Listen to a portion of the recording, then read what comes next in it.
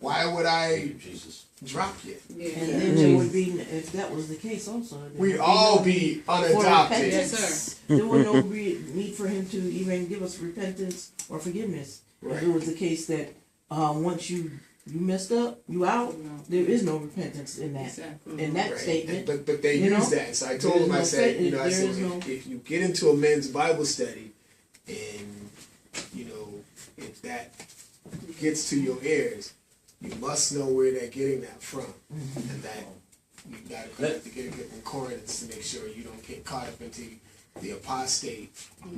Let me mention this too. Just this point.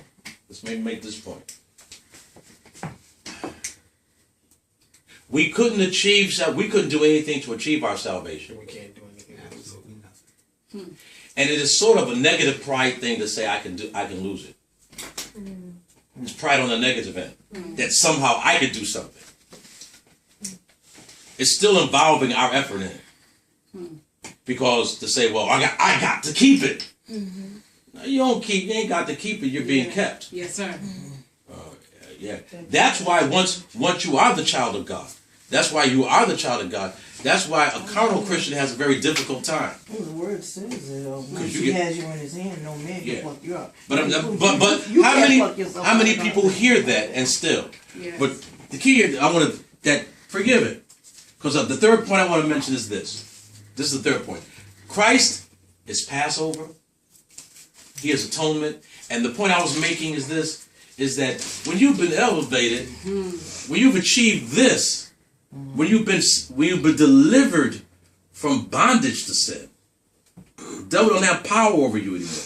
When you will be forgiven of sins committed, and they will be remembered no more.